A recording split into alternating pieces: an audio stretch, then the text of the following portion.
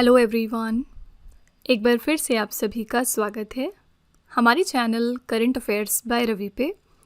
और ये है हमारी 10,000 जीके जीएस क्वेश्चंस की सीरीज़, जिसमें हम स्टैटिक जीके के सभी इम्पॉर्टेंट क्वेश्चंस को डिटेल में डिस्कस कर रहे हैं। तो अब तक इस सीरीज़ में हमने 59 सेट्स कंप्लीट कर लिए हैं और इस सीरीज़ में ये हमारा अगला लेक्चर होने वाला है, जो कि है प्रैक्टिस सेट नंबर 60।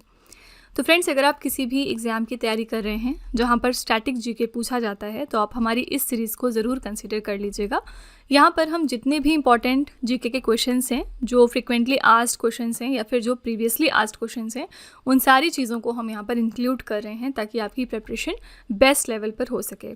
हर पार्ट में यहाँ पर हमने टॉप 50 क्वेश्चंस को डिस्कस किया है डिटेल्ड एक्सप्लेनेशन के साथ, और साथ ही हम कोशिश करते हैं कि यहाँ पर हम आपको करंट अफेयर से भी स्टैटिक जीके का रिलेशन बता सकें, यानी कि कोई भी ऐसी चीज़ अगर करंट अफेयर्स का हिस्सा बन रही है तो वो भी हम आपको साथ ही साथ बताते ही चलते हैं। ठीक है, तो फ्रेंड्स, अगर आप एक बेस्ट प्रिपरेशन करना चाहते हैं जीके जीएस की, आप ये चाहते हैं अगर कि वन गो में आप इसकी तैयारी करें और फिर आपको किसी और सोर्स को टच ना करना पड़े, तो आप इसके लिए हमारी इस सीरीज़ को ज़रूर फॉलो कर लीजिएगा।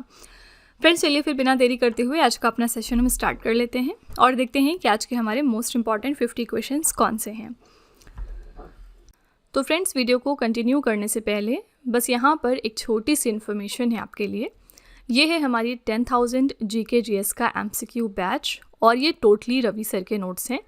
तो अगर आप हमारे इन लेक्चर्स को फ्री में देखना चाहते हैं तो आप हमारे channel current affairs by Ravi को सब्सक्राइब कर सकते हैं। यहाँ पर आपको ये सारे लेक्चर्स फ्री में अवेल हो जाएंगे। लेकिन अगर आप चाहते हैं कि आप इन वीडियोस को एड फ्री होकर देखें, तो आप इसके लिए हमारे पेड बैच को ज्वाइन कर सकते हैं, जहाँ पर हम आपको कॉम्बो प्रोवाइड करते हैं रिकॉर्डेड वीडियोस, फ्री पीडीएफ और फ्री अनलिमिटेड टेस्ट का। ठीक है, ये हमारे कुछ फीचर्स हैं पेड बैच के। सबसे पहली बात, आपको डेली क्लास प्रोवाइड की जाएगी एप्लीकेशन पर, और ये लेक्चर्स आप एड फ्री होकर देख सकते हैं। डिटेल्ड एक्सप्लेनेशन दिया होगा हर क्वेश्चन का। जीएस के यहाँ पर हम सारे सब्जेक्ट्स को कवर कर रहे हैं, पॉलिटी, इकोनॉमी, ज्योग्राफी, हिस्ट्री, सब कुछ। एग्जाम ओरिएंटेड क्वेश्चंस पर बात होगी सिर्फ और सिर्फ। यहाँ पर हम स्पेशल फोकस रख रहे हैं प्रीवियस ईयर और मोस्ट रिपीटेड क्वेश्चंस के ऊपर। साथ ही ये पूरा कोर्स हम आपको बाईलिंगुअल फॉर्मेट में प्रोवाइड करेंगे, ताकि अगर आप इंग्लिश में कंफर्टेबल हैं या फिर हिंदी में कंफर्टेबल हैं, दोनों ही केसेस में आप इस कोर्स को एंजॉय कर सकते हैं। ठीक है, तो फ्रेंड्स, इसके लिए प्ले स्टोर पर जाकर आप हमारे mobile application Ravi study app को अपने फ़ोन में इंस्टॉल कर सकते हैं।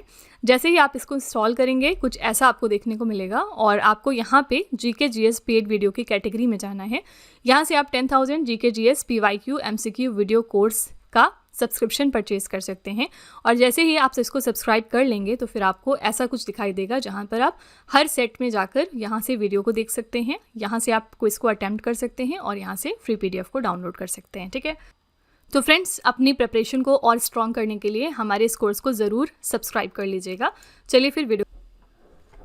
क्वेश्चन नंबर 1 है, धातुओं का वो गुण जिससे उन्हें खींच कर तारों में परिवर्तित किया जा सकता है डैश कहलाता है। तो मेटल की प्रॉपर्टी होती है जिससे कि उनको आप वायर्स में ड्रॉ कर सकते हैं। इस प्रॉपर्टी को क्या कहा जाता है? डक्टिलिटी, लश्यर, मैलेबिलिटी या फिर सोनोरिटी। आंसर यहाँ पर हो जाएगा ए ऑप्शन, तन्यता यानी कि डक्टिलिटी। ठीक है, डक्टिलिटी एक मेटल की बहुत ही अच्छी प्रॉपर्टी होती है, जिसमें आप मेटल को पीट पाट के उसको वायर्स में ड्रॉ कर सकते हैं, उसको वायर्स में फॉर्म कर सकते हैं। ठीक है, यहाँ पर सेकेंड प्रॉपर्टी है लश्यर। लश्यर का मतलब होता है चमक। ठीक है, मतलब उसमें एक तरह की शाइन होती है। अगर आप उस पर लाइट को हिट करेंगे उस सरफेस पर, तो वो रिफ्लेक्ट होकर वहाँ से शाइन देती है। थर्ड प्रॉपर्टी है आकाद वर्धनीयता यानी कि मैलिबिलिटी। इसका क्या मतलब है? इसका मतलब है अगर आप किसी भारी चीज़ से उस सरफेस पर हिट करेंगे तो वो अपने आप को फ्लैट कर लेगा। ये भी एक मेटल की प्रॉपर्टी होती है, मैलिबिलिटी। ठीक है, और यहाँ पर लास्ट है ध्वनिकता यानी कि सोनोरिटी। ये क्या होता है? ये एक रिंगिंग साउंड आप सुनते हैं जब भी कभी आप उसी सरफेस को किसी हार्ड ऑब्जेक्ट से स्ट्राइक करेंगे तब। ठीक है, तो यहाँ पर ये अलग अलग प्रॉपर्टीज़ हैं, थोड़ा सा पता होना चाहिए आपको कि इन प्रॉपर्टीज़ में क्या है।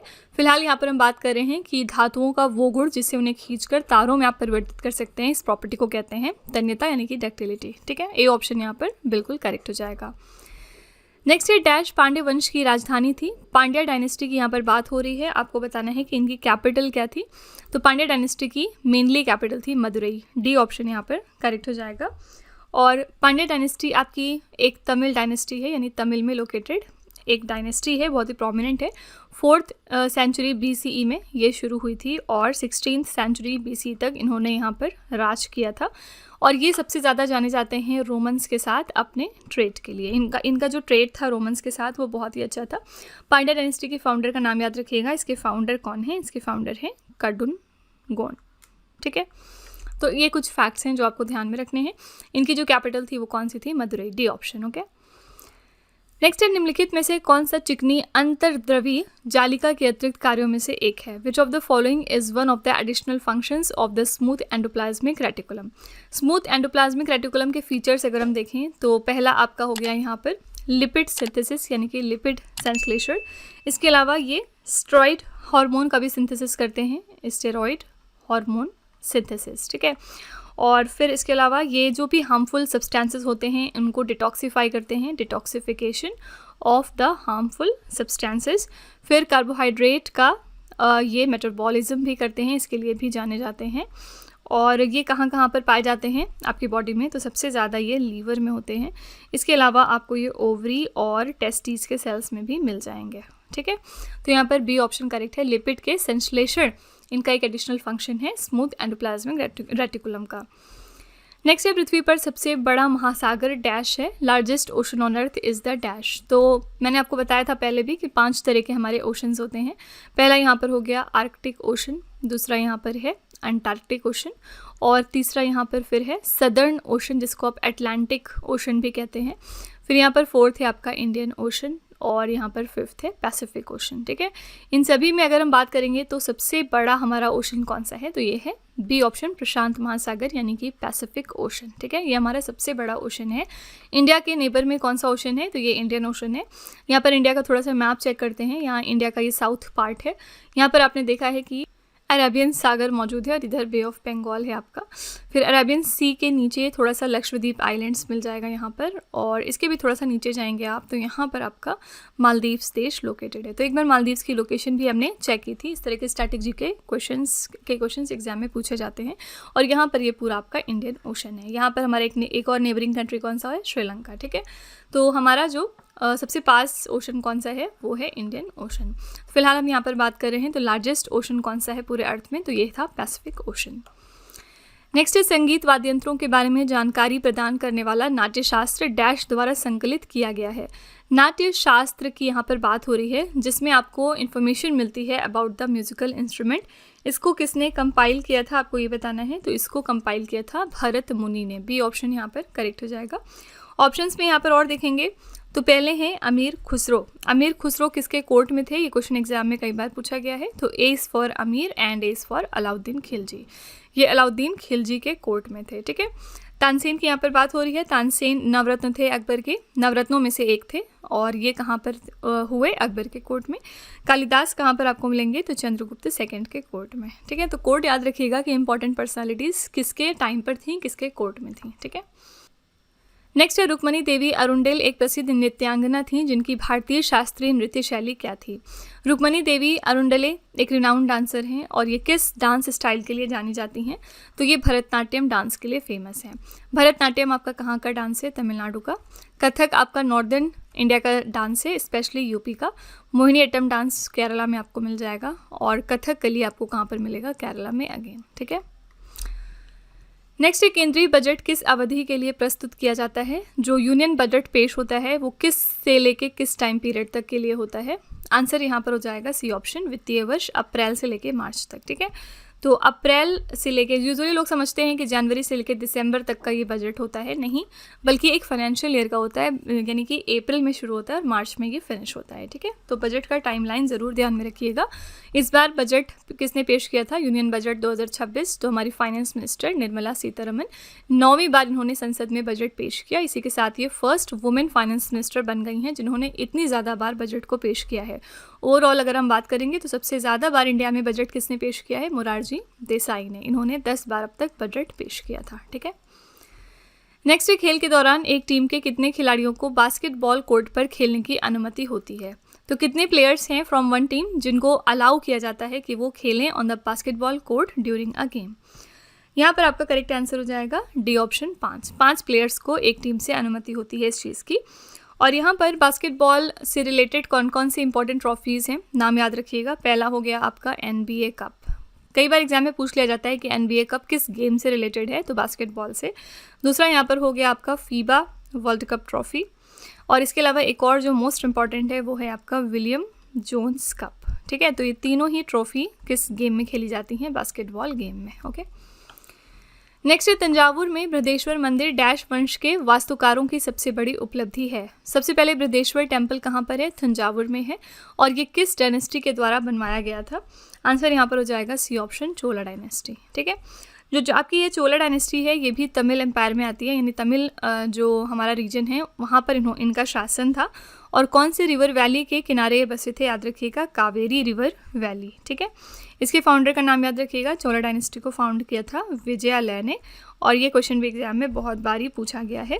और सबसे ज़्यादा ये जाने जाते हैं अपने द्रविडियन आर्किटेक्चर के लिए। ओके, ये एक स्टाइल होता है आर्किटेक्चर का, तो ध्यान रखिएगा कि द्रविडियन आर्किटेक्चर को सबसे ज़्यादा फेमस किया था किस डायनेस्टी ने, तो ये थी चोला डायनेस्टी।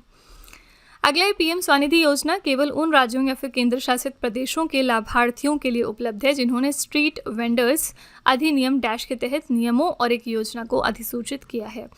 पीएम स्वनिधि का फुल फॉर्म सबसे पहले क्या होता है, prime minister street vendors Atmanirbhar Nidhi scheme. ठीक है, तो कई बार एग्जाम में ये क्वेश्चन पूछा गया है कि पीएम स्वनिधि स्कीम के बेनिफिशरीज कौन होते हैं, तो ये होते हैं आपके स्ट्रीट वेंडर्स। ठीक है, तो ये सिर्फ उन्हीं लोगों के लिए अवेलेबल है, उन दो स्टेट्स और यूनियन टेरिटरीज जिन्होंने रूल्स को नोटिफाई किया है and scheme under the street vendors act of 2014। ठीक है, सी ऑप्शन यहाँ पर करेक्ट हो जाएगा।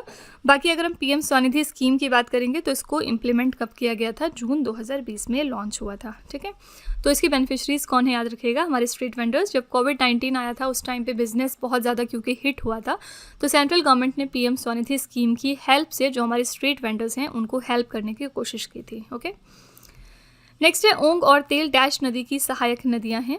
ओंग और तेल ये ट्रिब्यूटरीज हैं कौन से रिवर की, आंसर हो जाएगा महानदी रिवर की, बी ऑप्शन। ठीक है, महानदी रिवर कौन से दो राज्यों में आपको मिलेगी, छत्तीसगढ़ में और इसके अलावा उड़ीसा में, और फाइनली ये जाती है बे ऑफ बंगाल में। ठीक है, और ये कहाँ से ओरिजिनेट होती है, तो छत्तीसगढ़ के सिहावा रेंजेस से ये ओरिजिनेट होती है। फाइन, अगला है मोत्सू निम्नलिखित में से किस राज्य में मनाया जाने वाला एक धार्मिक त्यौहार है। मोत्सू एक रिलीजियस फेस्टिवल है जो कि सेलिब्रेट किया जाता है नागालैंड राज्य में, ए ऑप्शन यहाँ पर करेक्ट है। नागालैंड में एक और फेमस त्यौहार हम मनाते हैं और इसका नाम है हॉर्नबिल फेस्टिवल। ठीक है, मैंने आपको बहुत बार बताया है कि हॉर्नबिल अगर सिर्फ लिखा होगा तो नागालैंड का है, लेकिन अगर आप इसके आगे पक्के पागा लगा देंगे, पक्के पागा हॉर्नबिल फेस्टिवल, तो ये फिर राज्य बदल जाएगा। ये फेस्टिवल होता है अरुणाचल प्रदेश का। ठीक है, तो अगर सिर्फ हॉर्नबिल है तो वो नागालैंड का है, लेकिन अगर पक्के पागा लगा होगा तो फिर वो अरुणाचल प्रदेश राज्य का त्यौहार हो जाएगा। ऑप्शन में यहाँ पर मिजोरम भी है, याद रखिएगा 2026 में नीति आयोग ने मिजोरम को डिक्लेयर कर दिया है कि ये अब से इंडिया की जिंजर कैपिटल है, यानी कि अदरक राजधानी है। ठीक है, नेक्स्ट है भारत में निर्धनता के आकलन के लिए निम्नलिखित में से किस पद्धति का उपयोग किया जाता है। तो पॉवर्टी को एस्टिमेट करने के लिए हम कौन सा इसमें से एक मेथड यूज़ करते हैं, ये है हेड काउंट अनुपात, बी ऑप्शन यहाँ पर करेक्ट हो जाएगा। हेड काउंट रेशियो का यूज़ होता है पॉवर्टी को एस्टिमेट करने के लिए। क्या होता है ये हेड काउंट अनुपात, बेसिकली इसमें हम कैलकुलेट करते हैं उस प्रपोर्शन को, यानी कि ऐसे लोग जो बिलो पॉवर्टी लाइन में रहते हैं, ठीक है, उनको हम कैलकुलेट करते हैं और उनका रेशियो चेक करते हैं कि आउट ऑफ सारे लोग कितने लोग ऐसे हैं जो पीपीएल कैटेगरी में आते हैं। ओके, और इससे रिलेटेड एक और क्वेश्चन पूछा जाता है कि पॉवर्टी के रिगार्डिंग कौन सी एक कमेटी थी जिन्होंने अपना रिकमेंडेशन दिया था, तो ये थी तेंदुलकर कमेटी। ठीक है, और इसमें इन्होंने बताया था कि व्यक्ति के एक्सपेंडिचर को देखते हुए डिसाइड करना चाहिए कि कोई इंसान कितना ज़्यादा गरीबी में आता है। ठीक है, तो Tendulkar committee is related to, option आपको बहुत सारे दे देंगे, याद रखिएगा पॉवर्टी एस्टिमेशन से रिलेटेड है तेंदुलकर कमेटी। ठीक है, और यहाँ पर हम पॉवर्टी को एस्टिमेट करने के लिए यूज़ करते हैं हेड काउंट अनुपात, यानी हेड काउंट रेशियो। नेक्स्ट है कपास का सबसे बड़ा निर्यातक देश कौन सा है। तो कॉटन का लार्जेस्ट एक्सपोर्टर देश है यहाँ पर यूएस, बी ऑप्शन करेक्ट हो जाएगा, संयुक्त राज्य अमेरिका। ठीक है, सबसे ज़्यादा कॉटन भी यहीं पर प्रोड्यूस होती है और दूसरे स्थान पर कॉटन प्रोडक्शन के मामले में इंडिया आता है। ठीक है। इंडिया में सेकंड नंबर पर सबसे ज़्यादा कॉटन प्रोड्यूस होता है। कौन कौन से राज्य हैं हमारे जहाँ पर सबसे ज़्यादा कॉटन होता है? तो सबसे पहले तो गुजरात है, गुजरात में सबसे ज़्यादा कॉटन होता है। उसके बाद महाराष्ट्र में, फिर आंध्र प्रदेश में और पंजाब में। तो बस फर्स्ट वाला याद रखिएगा कि सबसे ज़्यादा कॉटन इंडिया में कहाँ पर प्रोड्यूस होता है, तो गुजरात राज्य में। अगला है, चंपारण सत्याग्रह के दौरान नील की खेती किस नाम से पहचानी जाती थी? सबसे पहले चंपारण सत्याग्रह आपका कब हुआ था? 1917 में हुआ था। और यहाँ पर जो इंडिगो का कल्टीवेशन करवाया जाता था ब्रिटिशर्स के द्वारा, उसका नाम रखा गया था तिनकठिया पद्धति, यानी कि तिनकठिया सिस्टम। क्यों रखा गया था? क्योंकि जो यहाँ पर ब्रिटिशर्स थे वो टेनेंट्स को मजबूर करते थे कि वो अपने 3/20 हिस्से पर इंडिगो की कल्टीवेशन लाजमी करें और उसके बाद वो उनको लो प्राइसेस पर खरीदते थे। ऐसा भी नहीं कि उसके लिए बहुत ज़्यादा पेमेंट देते थे, ठीक है। तो 3/20 जो उनका लैंड होता था उस पर उन्होंने मैंडेटरी किया हुआ था कि उस पर उन्हें इंडिगो उगाना पड़ेगा। और इंडिगो का कल्टीवेशन बहुत ही ख़राब सा होता है, क्योंकि इसमें होता क्या है कि जो आपकी ज़मीन है वो पूरी तरह से अनफर्टाइल हो जाती है, ओके। तो यहाँ पर इस चीज़ का अपोज किया था फिर महात्मा गांधी जी ने, और इसीलिए चंपारण सत्याग्रह को लॉन्च किया गया था 1917 में, ठीक है। नेक्स्ट है, पन्ना राष्ट्रीय उद्यान निम्नलिखित में से किस राज्य में स्थित है? पन्ना नेशनल पार्क है आपका मध्य प्रदेश में, बी ऑप्शन है। और मध्य प्रदेश में एक और नेशनल पार्क है जो आजकल न्यूज़ का हिस्सा बना है, यह है कूनो नेशनल पार्क। क्यों न्यूज़ में है? क्योंकि यहाँ पर बोत्सवाना से जो हमने चीते लाए थे उनको यहीं पर हमने रखे हैं कूनो नेशनल पार्क में, और इस वजह से ये करंट अफेयर्स का भी हिस्सा बन जाता है। तो लोकेशन याद रखिएगा कूनो नेशनल पार्क की, ये है मध्य प्रदेश में। हमने इसके पहले भी बहुत सारे चीताज़ लाए थे अलग अलग अफ्रीकन देश से, लेकिन अभी रिसेंटली दिसंबर 2025 में हम बोत्सवाना से चीते लेकर आए हैं जिन्हें हमने कूनो नेशनल पार्क में रखा है। नेक्स्ट है, नोबेल पुरस्कार जीतने वाले पहले भारतीय कौन थे? तो फर्स्ट इंडियन कौन है जिन्होंने नोबेल प्राइज़ जीता है? आंसर यहाँ पर हो जाएगा ए ऑप्शन, रविंद्रनाथ टैगोर। इन्होंने नोबेल प्राइज़ जीता था और इसी के साथ ये फर्स्ट इंडियन हैं जिन्होंने ये प्रेस्टिजियस ऑनर जीता है, ठीक है। नोबेल पीस प्राइज़ किसने जीता है 2025 में? जो नोबेल प्राइज़ विनर्स होते हैं वो आपके एग्जाम में अक्सर पूछे जाते हैं। तो 2025 में जो नोबेल पीस प्राइज़ है उसके बारे में हम बात कर रहे हैं, क्योंकि ये सबसे ज़्यादा पूछा जाता है। और 2025 में इसके लिए विनर थी मारिया कोरिना मचाडो, ठीक है। देश भी याद रखिएगा कौन से देश को ये बिलोंग करती हैं, ये वेनेजुएला देश को बिलोंग करती हैं। और अगेन न्यूज़ में आई थी क्योंकि 2026 में यूएस और वेनेजुएला देश की वॉर चली। यूएस ने वेनेजुएला के ऊपर अटैक किया, जिसके बाद यहाँ पर जो प्रेसिडेंट थे निकोलस मादुरो, उनको इन्होंने बंदी बनाया था। As a result Delcy Rodriguez जो यहाँ पर वाइस प्रेसिडेंट थी, उन्होंने प्रेसिडेंट का पदभार संभाला, एक्टिंग प्रेसिडेंट ये बन गई थी। और फिर बाद में जाके मारिया कोरिना मचाडो ने ये अपना नोबेल पीस प्राइज़ का जो अवार्ड था ये गिफ्ट कर दिया था यूएस प्रेसिडेंट डोनाल्ड ट्रंप को, ठीक है। और जिसकी वजह से मारिया कोरिना मचाडो बहुत ज़्यादा फिर कंट्रोवर्सी का शिकार बनी थी, ठीक है। तो फ्रेंड्स, इस तरह से आप चीज़ों को करंट अफेयर्स के साथ रिलेट करके याद रखा करिए ताकि आपके लिए ईजी हो जाए याद करना। नेक्स्ट है, उस विश्व प्रसिद्ध वैज्ञानिक का नाम बताइए जिसे उनके सापेक्षता के सिद्धांत के लिए जाना जाता है। तो वर्ल्ड फेमस साइंटिस्ट कौन है इनमें से जो कि अपने थियरी ऑफ रिलेटिविटी के लिए जाने जाते हैं? आंसर यहाँ पर हो जाएगा डी ऑप्शन, अल्बर्ट आइंस्टीन, ठीक है। अल्बर्ट आइंस्टीन और किस चीज़ के लिए जाने जाते हैं? E=mc² के लिए, ठीक है। यहाँ पर इन्होंने एक रिलेशन बताया एनर्जी और मास का, c² यानी जो स्पीड ऑफ लाइट होती है उसको स्क्वायर अगर आप कर देंगे तो इस कॉन्स्टेंट के साथ इन्होंने एनर्जी और मास का क्या रिलेशन है इस चीज़ को एक्सप्लेन किया था। बहुत ही फेमस ये इनका फॉर्मूला है, ठीक है। नेक्स्ट है, भारतीय संविधान के अनुसार राष्ट्रीय ध्वज और राष्ट्रीय गान का सम्मान करना डैश एक है। तो इंडियन कॉन्स्टिट्यूशन के हिसाब से नेशनल फ्लैग और नेशनल एंथम का रिस्पेक्ट करना हर सिटीजन की फंडामेंटल ड्यूटी है, यानी मौलिक कर्तव्य है हमारा, ठीक है। फंडामेंटल ड्यूटीज़ को हमने ऐड किया है आर्टिकल नंबर 51A में। ओरिजिनली ये हमारे कॉन्स्टिट्यूशन में मौजूद नहीं थे, लेकिन बाद में हमने ये चीज़ उठाई यूएसएसआर के कॉन्स्टिट्यूशन से, जिसको अब रशा कहते हैं।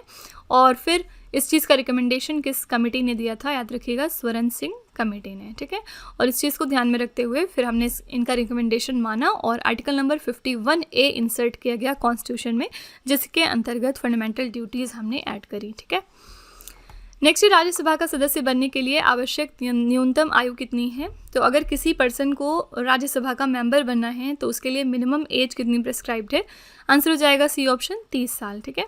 तो 30 साल का मिनिमम क्राइटेरिया रखा गया है, एज क्राइटेरिया, अगर आपको राज्यसभा का मेंबर बनना है।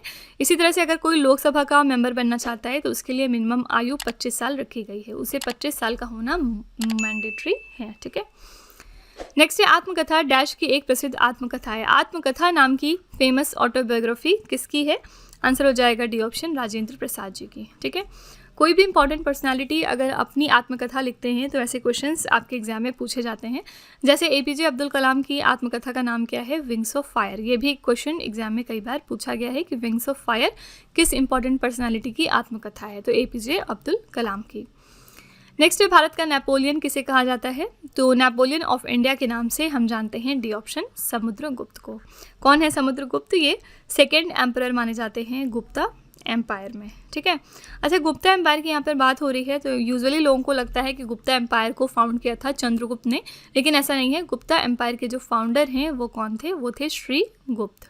ठीक है, बाद में ऑल्दो चंद्रगुप्त ने बहुत ज़्यादा एक्सपैंड किया था इस एम्पायर को, लेकिन इसके फाउंडर, ओरिजिनल फाउंडर कौन है? तो वो हैं श्रीगुप्त। ठीक है, नेक्स्ट है ब्रिटिश हाउस ऑफ कॉमन्स के लिए चुने गए पहले भारतीय दादा भाई नौरोजी थे जिन्होंने किसके टिकट पर चुनाव लड़ा था?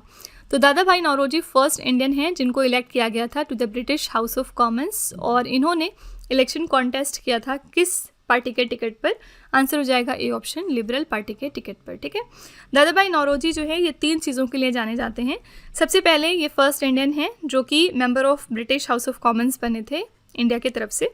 फिर उसके बाद ये दूसरी इंपॉर्टेंट बात यहाँ पर यह है कि इनको एक टाइटल दिया गया था जो कि है grand old man of India. ठीक है, ये एक फेमस इनका खिताब है, इनको एक टाइटल दिया गया था। यह क्वेश्चन भी एग्जाम में बहुत बार पूछा गया है। और तीसरी इंपॉर्टेंट बात ये कि ये जाने जाते हैं ड्रेन थियरी के लिए। एग्जाम में पूछा जा सकता है कि ड्रेन थियरी किसने क्रिएट की थी या किसने बताई थी? तो ये बताई थी दादा भाई नौरोजी ने। इसमें इन्होंने एक्सप्लेन किया था कि किस तरह से ब्रिटिशर्स इंडिया में आके इंडिया को ड्रेन करना शुरू कर चुके थे। ठीक है, क्वेश्चन नंबर 24 है, भारत ने हॉकी के लिए 8 ओलंपिक स्वर्ण पदक जीते हैं। आखिरी बार भारत ने ओलंपिक में हॉकी के लिए स्वर्ण पदक कब जीता? तो हमने हॉकी में 8 ओलंपिक गोल्ड मेडल्स जीते हैं अब तक, और लास्ट टाइम किस ओलंपिक में हमने गोल्ड मेडल जीता था हॉकी में? तो ये इवेंट हुआ था 1980 में। डी ऑप्शन यहाँ पर करेक्ट हो जाएगा। ओलंपिक्स की बात करेंगे तो हाल ही में 2026 में विंटर ओलंपिक्स कंक्लूड हुए हैं। विंटर ओलंपिक्स इस साल के कौन से देश में हुए हैं? इटली में हुए, मिलन और कॉर्टिना शहरों में। और यहाँ पर फर्स्ट पोजीशन पर कौन सा देश था? तो ये था नॉर्वे। ठीक है, नॉर्वे ने यहाँ पर टॉप किया था। इटली जो कि होस्ट देश था, इसकी रैंक क्या थी? इसकी रैंक थी 4थी। ठीक है, नेक्स्ट है, एक वर्ष में प्रति 1000 व्यक्तियों पर मृत्यु की संख्या को डैश कहा जाता है। तो पर 1000 पर्सन्स पर जो नंबर ऑफ डेथ्स होती हैं एक साल में, इसको हम क्या कहते हैं? इसको हम कहते हैं डेथ रेट, मृत्यु दर। ठीक है, मृत्यु दर को इसी तरह कैलकुलेट करते हैं कि कितनी डेथ्स हो रही हैं 1000 पर्सन्स में, इसको हम कहते हैं डेथ रेट। इसी तरह से बर्थ रेट की बात करेंगे तो मतलब 1000 पर्सन्स में कितने सारे बर्थ हो रहे हैं, नंबर ऑफ बर्थ्स पर 1000 person is called as birth rate. ठीक है, नेक्स्ट है, प्रथम आईसीसी पुरुष क्रिकेट विश्व कप किस वर्ष में खेला गया था? तो ये फर्स्ट एडिशन था ICC men's cricket world cup का, और इसको खेला गया था 1975 में। डी ऑप्शन करेक्ट हो जाएगा। और अगर आपसे पूछा जाए कि पहला ICC men's cricket world cup India ने कब जीता था? तो 1983 में जीता था। इसमें इन्होंने फाइनल्स में हराया था वेस्ट इंडीज़ की टीम को, और यहाँ पर हमारे कैप्टन इस टाइम कौन थे? तो मिस्टर कपिल देव। ठीक है, तो ये क्वेश्चन भी एग्जाम में पूछा गया है कि पहली बार इंडिया ने कब जीता था ICC men's cricket world cup? तो 1983 में, ऑल्दो पहली बार ये कब खेला गया था? तो 1975 में। नेक्स्ट है, पहली बार राज्यसभा का गठन किस वर्ष किया गया था? तो राज्यसभा पहली बार फॉर्म की गई थी 1952 में। सी ऑप्शन करेक्ट हो जाएगा। इसी तरह से लोकसभा भी पहली बार 1952 में फॉर्म हुई थी। 5 सालों का इनका कार्यकाल था। 1957 तक पूरी लोकसभा बिना डिसॉल्व हुए इसने वर्क किया था। और यहाँ पर हमारे पहले स्पीकर कौन थे? तो जीवी मवलांकर। इनका नाम ध्यान में रखिएगा, ये क्वेश्चन एग्जाम में पूछा गया है। इसी के साथ जीवी मवलांकर को एक टाइटल भी दिया गया, और वो टाइटल क्या था? इनको फादर ऑफ लोकसभा के नाम से भी हम जानते हैं। ठीक है, इनको फादर ऑफ लोकसभा का भी टाइटल मिला था। ओके, नेक्स्ट है, जरथ्रुस्ट एक डैश पैगंबर थे। ज़ोरोस्टर कैसे प्रॉफिट थे? तो ये एक ईरानियन प्रॉफिट थे। ठीक है, डी ऑप्शन यहाँ पर करेक्ट है, ये एक ईरानी प्रॉफिट थे। अगला है, निम्नलिखित राज्यों में से सबसे बड़ा ग्रेफाइट भंडार कहाँ पर पाया जाता है? तो लार्जेस्ट ग्रेफाइट रिजर्व्स कहाँ से हमें मिलता है? आंसर हो जाएगा सी ऑप्शन, अरुणाचल प्रदेश राज्य से। यहाँ पर सबसे ज़्यादा ग्रेफाइट प्रोड्यूस होता है। कंट्रीज़ में अगर हम देखेंगे तो सबसे ज़्यादा ग्रेफाइट जो है वो चाइना में मिलता है, इसके बाद जो है मदगास्कर देश में, और इसके बाद मोज़ाम्बिक देश में, फिर ब्राज़ील में। तो यहाँ पर आप कह सकते हो कि सबसे ज़्यादा जो ग्रेफाइट रिजर्व्स है वो कहाँ पर पाए जाते हैं, तो चाइना देश में। ठीक है, इंडिया के अंदर अगर हम देखेंगे तो सबसे ज़्यादा ग्रेफाइट का भंडार है अरुणाचल प्रदेश राज्य में। अगला है, महिलाओं को ओलंपिक खेलों में भाग लेने का अधिकार किस वर्ष में मिला था? तो ओलंपिक गेम्स में पार्टिसिपेट करने का जो राइट है वो वुमेन को मिला था। कब? 1900 यानी 1900 साल में। बी ऑप्शन यहाँ पर बिल्कुल करेक्ट हो जाएगा। ठीक है, अगला है, एग्रीकल्चर शब्द लैटिन भाषा के एगर और कल्चर शब्द से बना है। एगर का यहाँ पर क्या अर्थ है? तो एग्रीकल्चर जो वर्ड है ये लैटिन वर्ड्स एगर और कल्चरा से मिलके बना। एगर का मतलब यहाँ पर होता है बी ऑप्शन सॉइल। ठीक है, तो यहाँ पर बी ऑप्शन बिल्कुल करेक्ट हो जाएगा। बाकी एग्रीकल्चर के रिगार्डिंग एक क्वेश्चन और बहुत ज़्यादा पूछा जाता है ग्रीन रेवोल्यूशन में कि फादर ऑफ ग्रीन रेवोल्यूशन कौन है? अगर हम वर्ल्ड में देखेंगे तो फादर ऑफ ग्रीन रेवोल्यूशन थे नॉर्मन बोरलॉग। ठीक है, इंडिया और वर्ल्ड के अलग अलग हैं, दोनों ही चीज़ें अलग अलग करके याद रखिएगा। Father of green revolution world level पे है नॉर्मन बोरलॉग, लेकिन अगर हम बात करेंगे कि father of green revolution India के अंदर कौन है, तो इंडिया में यहाँ पर फादर ऑफ ग्रीन रेवोल्यूशन माने जाते हैं MS स्वामीनाथन। ठीक है, ये हमारे फादर ऑफ ग्रीन रेवोल्यूशन है। राइट, नेक्स्ट है, भारत में 21वीं शताब्दी की दूसरी जनगणना डैश में आयोजित की गई थी। तो इंडिया के अंदर सेकेंड सेंसस 21st सेंचुरी की पूछी जा रही है, कब हुई थी? ये हुई थी 2011 में। ठीक है, क्योंकि यहाँ पर 21st सेंचुरी वर्ड ऐड कर दिया गया। अदरवाइज अगर ओवरऑल पूछा जाता कि जो 2011 में हमारी सेंसस हुई थी वो कौन से नंबर की सेंसस थी, तो वो 15वीं सेंसस थी। लेकिन यहाँ पर पूछा जा रहा है कि 21st सेंचुरी की ये कौन सी सेंसस थी, तो ये दूसरी सेंसस थी। ठीक है, पहली कब हुई थी? 21st सेंचुरी में 2001 में हुई थी, फिर 2011 में हुई जो कि हमारी 15th नंबर की सेंसस हुई, और फाइनली इसके बाद अब होगी 2027 में जो कि हमारी 16th नंबर की सेंसस होगी। इसमें दो कौन से इंपॉर्टेंट फीचर्स मैंने आपको बताए थे। ये पहली ऐसी सेंसस है जो हमारी पहली फुल्ली डिजिटल सेंसस मानी गई, और दूसरी इंपॉर्टेंट बात यहाँ पर ये है कि ये हमारी पहली कास्ट बेस्ड सेंसस है। ठीक है, क्वेश्चन नंबर 33 है, एस अगेंस्ट ऑड्स डैश की आत्मकथा है। एस अगेंस्ट ऑड्स जो है ये किसकी ऑटोबायोग्राफी का नाम है? आंसर हो जाएगा बी ऑप्शन यहाँ पर सानिया मिर्ज़ा। ठीक है, सानिया मिर्ज़ा की ये ऑटोबायोग्राफी है। बी ऑप्शन बिल्कुल करेक्ट हो जाएगा। मैंने आपको बताया कि जितनी भी इंपॉर्टेंट लोग अपनी आत्मकथा लिखते हैं उनका नाम आपको ध्यान में रखना चाहिए। जैसे यहाँ पर ऑप्शन में मैरी कॉम है, इनकी आत्मकथा का नाम क्या है? अनब्रेकेबल। 2012 या 13 में इन्होंने अपनी ऑटोबायोग्राफी रिलीज़ की थी। ठीक है, नेक्स्ट है, 1784 में एशियाटिक सोसाइटी ऑफ बंगाल की स्थापना किसने की है? तो 1784 में Asiatic Society of Bengal found किया था सर विलियम जोन्स ने। बी ऑप्शन यहाँ पर बिल्कुल करेक्ट हो जाएगा। ओके, और कहाँ पर करी थी अगर आपसे पूछा जाए तो प्रेजेंट डे कोलकाता में, जो उस टाइम पे कलकत्ता के नाम से जाना जाता था।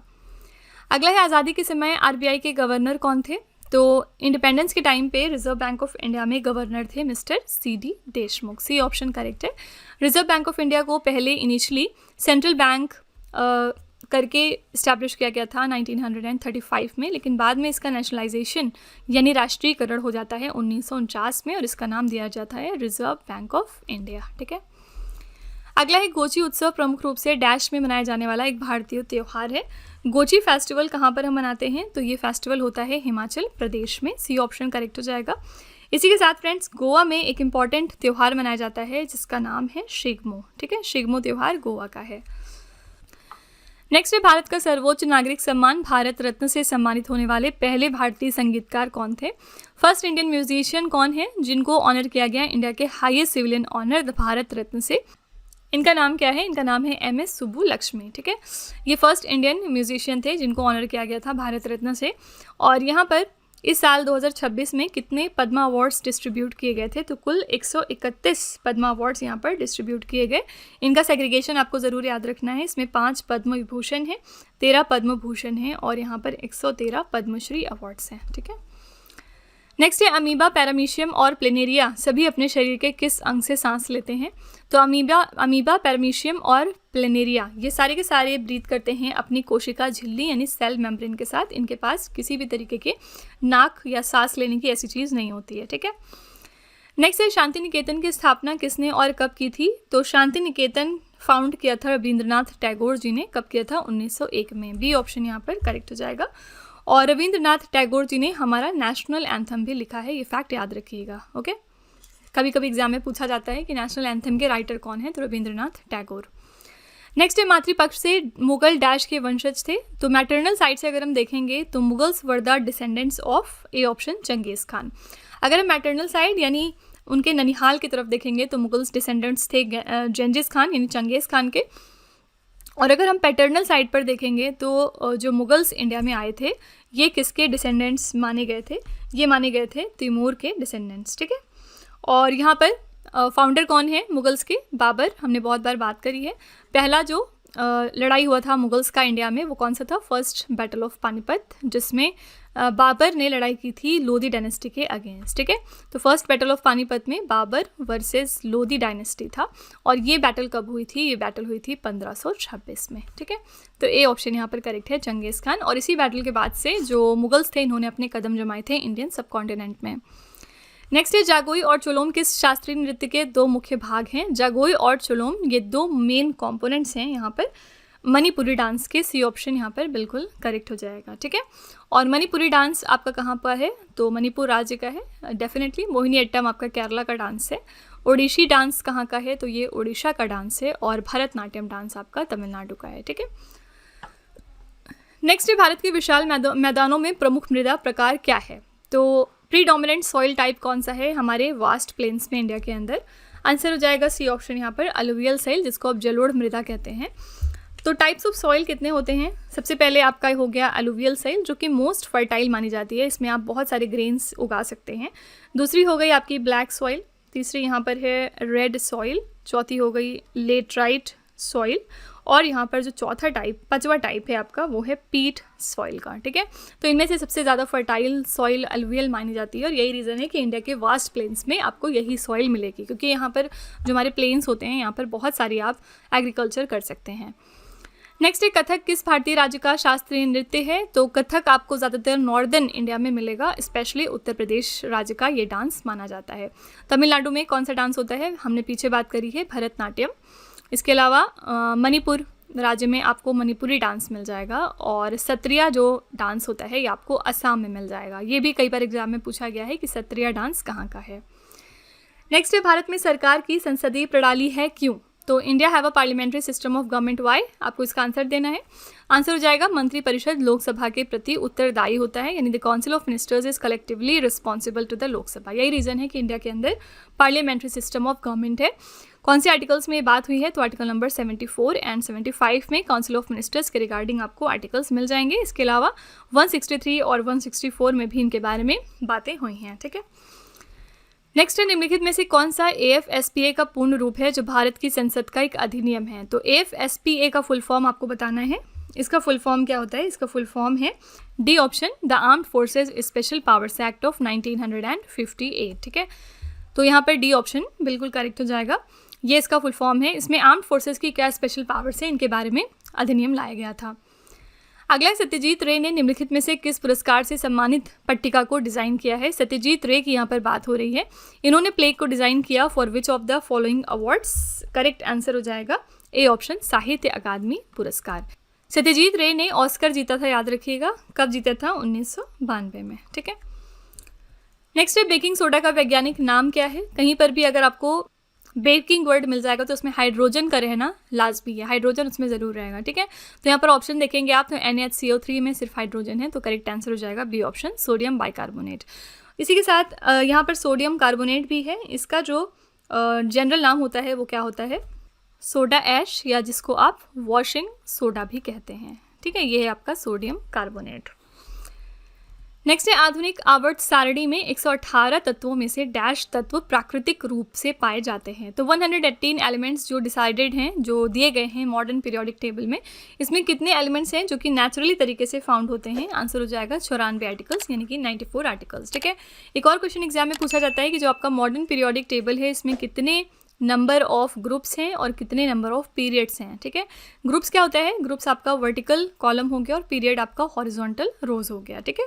तो इसमें टोटल आपको यहाँ पर 18 ग्रुप्स मिल जाएंगे और 7 पीरियड्स मिल जाएंगे, ठीक है।